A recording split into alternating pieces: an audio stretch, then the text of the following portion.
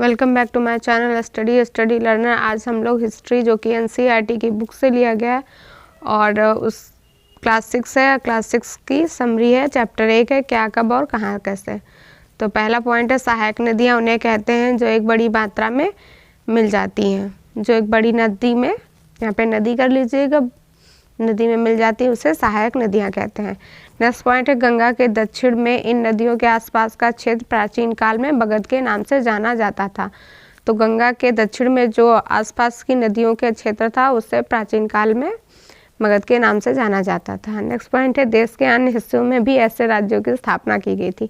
कैसे राज्य? जैसे कि मगध था जो नदियों के किनारे था, गंगा नदी के किनारे।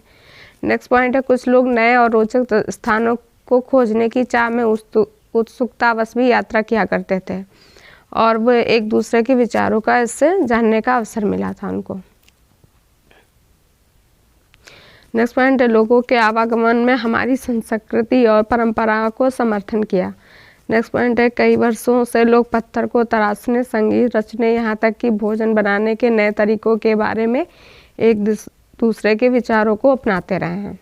नेक्स्ट पॉइंट है हमारे देश के लिए हम प्राय इंडिया तथा भारत जैसे। नेक्स्ट पॉइंट है हमारे देश के लिए हम प्राय इंडिया तथा भारत जैसे नामों का प्रयोग करते हैं। और इंडिया शब्द इंडस से निकला है, जैसे संस्कृत में सिंधु कहा जाता है।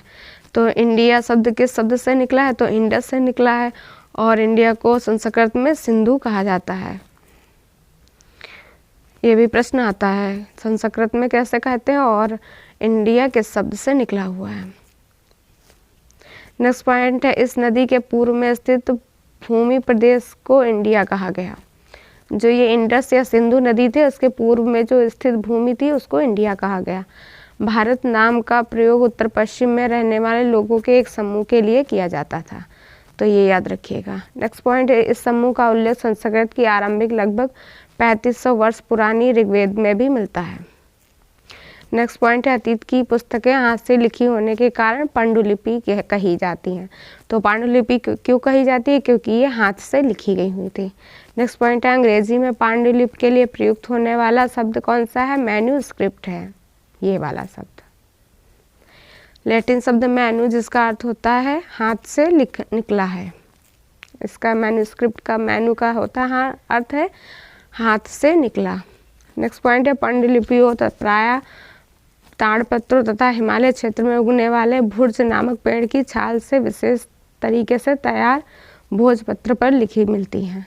तो कौन से पेड़ की छाल पर? भुर्ज नामक पेड़ की छाल पर। नेक्स्ट पॉइंट है कई पांडुलिपियां आज भी उपलब्ध हैं। नेक्स्ट पॉइंट है कई लाख वर्ष पहले लोग नदियों के तट पर रहते थे। यहाँ रहने वाले आरंभिक लोगों में से कुछ कुशल संग्राहक थे जो आसपास के जंगलों का विशाल संपदा से परिचित थे। अपने भोजन के लिए जड़ों, फलों तथा जंगलों के अन्य उत्पादकों का यही स्वयं ग्रहण करते थे। यहाँ पे ग्रहण कर लीजिएगा। वे जानवरों का शिकार भी करते थे। तो ये था क्लास 6 पाठ पहला था इसका क्या, कब और कहाँ कैसे, और उसकी ये समरी है एनसीईआरटी की। इसमें जो मेन पॉइंट है उसको एक बार से अच्छे से पढ़ लीजिएगा। जैसे मैन्यूस्क्रिप्ट हो गया और पांडुलिपियाँ क्या थी, किस पेड़ के छाल से बनाई जाती थी, इंडिया को क्या क्या नाम से पुकारा जाता है और सिंधु नदी का क्या नाम था, सिंधु नदी के पूर्व में स्थित भाग को क्या कहते थे, ये सब अच्छे से पढ़ लीजिएगा। अगर आपको ये क्लास पसंद आई तो लाइक से सब्सक्राइब करिएगा। वीडियो देखने के लिए थैंक यू सो मच।